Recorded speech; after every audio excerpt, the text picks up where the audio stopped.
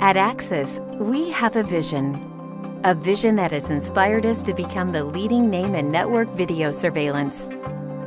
It has driven us since the day we were founded in 1984 and continues to drive us each and every day to innovate, to experiment, and to overcome the challenges that stand in the way of progress.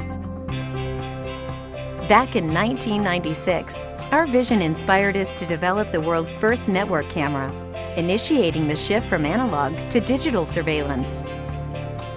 It inspired us to develop the first video encoder and to break new ground with technologies such as LightFinder, which enables cameras to capture full-color images in the lowest lighting conditions, and HD TV, which offers the sharpest images even at maximum zoom. Our vision has driven us to create the most innovative and extensive range of intelligent surveillance cameras and security solutions on the market today. It underpins our entrepreneurial culture and the deep-rooted passion for innovation that impels every Axis employee to be open-minded, to push boundaries, to think big, and never say it can't be done.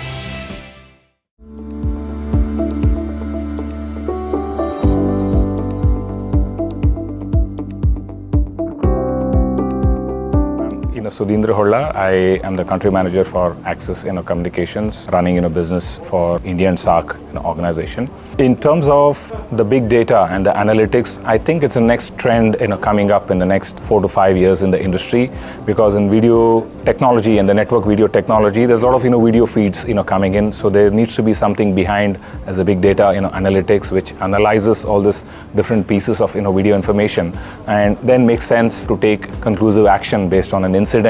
It could be something like an incident that has happened, and you're trying to correlate information from 20 different cameras as to what really happened, and then you're making a decision based on various things you see in that. So big data analytics actually sits behind the entire video surveillance solution. It collects information not just from the video cameras, the network cameras over there, but also the other security systems, and then it analyzes the data so that an action can be taken based on that. From an Axis market development perspective, we spend a lot of energy in terms of educating the market.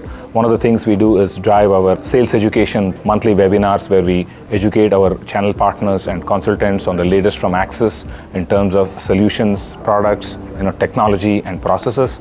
We do a lot of face-to-face trainings, what we call as the Business Academy, and we do technology and the technical trainings as well, tailor-made for the technical people. The other aspect of our training mainly comes from the Axis Academy. The Axis Academy is basically in-depth technical training on the network video as a technology, which the engineers, the pre-sales engineers and the post-sale engineers can attend, and they can take a certification going to Prometric, which will certify them as network video specialists. So our objective is to educate and have more certifications in the marketplace, which will ensure the right decisions are made when procuring these solutions. The right design is made by these engineers as the right solution to the customers, and also the right implementation happens as far as the customers are concerned. And my take on the market growth for India, as per IHS, I see that the market is going to grow to $442 million by 2020 as per IHS. Out of that, the network videos grow to something like $227 million. So it's the next $500 million industry that is ahead of us. And within that, I see segments like government, segments like city surveillance, segments like the commercial, education and healthcare, and oil and gas, energy and utilities making large investments in the next 5 years. So what's the consideration for designing the right network? I think first is obviously the image quality. If you're looking at any camera, you should look at image quality, what it provides as a live feed, what it provides after compression. So you need to look into the image quality. Then you need to look into the design consideration in terms of either you're identifying or you're recognizing or you're detecting something. So that has an impact on how far the camera should be from the object that you're talking about. A lot has to be designed when it comes to the engineering on the network piece of it, because you need to design with switches, Ethernet switches, network switches, which are non-blocking, because if they're blocking and they're blocking packets, the video feeds become very hazy, so you can't make out what's being stored. So you need to look into a lot in the design consideration of the switches and the storage and the software and the analytics. So you need to look into bandwidth consideration, which is very important, the image quality.